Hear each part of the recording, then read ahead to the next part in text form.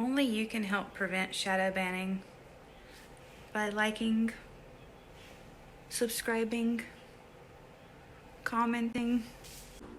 This article from Splinter was written by Rafi Schwartz in April of 2018. How do we still not know which senator liked to get his dick wet in the Senate pool? 3 years ago, Gawker blogger Andy Cush posed a simple question to his readers. Which male senators like to swim naked in the Senate pool? His query was prompted by an aside in a Politico feature on the women of the United States Senate, in which North Carolina Democrat Kay Hagan had been told in 2008 that the Senate swimming pool, yes, they have a pool, was strictly a boys' club. Why? Because 2 unnamed male senators preferred to do their laps in the pool sans swimsuit. The Senate members have since been ordered back into their trunks.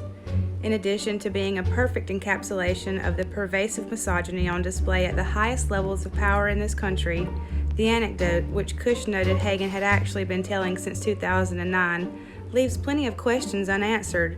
Were the unnamed senators skinny dipping together? Were other senators in the pool as well, pretending not to notice the legislative dongs on display? What other places have the country's top lawmakers inappropriately whipped out their senatorial schmeckles? The big question, though, remains the same. Who was showing his dick in the federal government's pool? I bring this up now because Hagan's story is once again in the news, this time in the New York Times, which noted on Monday that when Ms. Hagan lost her race in 2014, the women of the Senate threw her a goodbye party at the pool. Isn't that nice?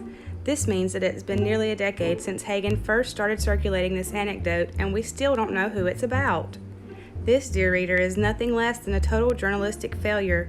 It's a failure on the part of the media for not sleuthing out the senatorial scrotums in question, because in a city as leaky as Washington, someone knows who was swimming in their birthday suit and still hasn't come forward.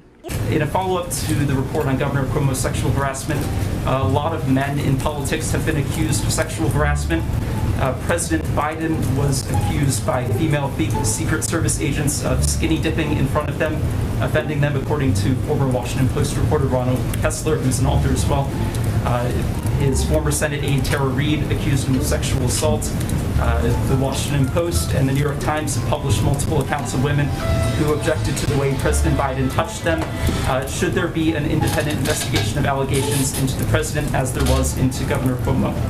Did you have another question? It's very interesting, and you do focus in on this in the book, that there are some people that are being protected by the Secret Service where they are considerate of the Secret Service. They tell them what their plans are going to be ahead of time, and Joe Biden kind of comes across as somebody who kind of haphazardly decides to go home, therefore disrupting schedules and certainly disrupting the lives of the agents that cover him. But is he among some of the worst offenders in that regard currently? Well, he probably is the worst offender. He just is totally thoughtless, doesn't give agents any advance warning of when he wants to go here or there, back to Wilmington, so they can't plan their lives at all. I mean, can you imagine if you had no idea what you're going to be doing next week, whether you'd be in Wilmington or some other place. And he also likes to skinny dip, and this offends his female agents. He does this both at the vice president's residence and also at his home in Wilmington. Here, for reference, are all the male senators who were in office in 2008, 2009. Robert Byrd, Ted Kennedy, Joe Biden, ding, ding, ding, ding, ding. We have a winner. I have found the answer. Joe, Creepy Joe, Sleepy Joe Biden. The crackhead's dad.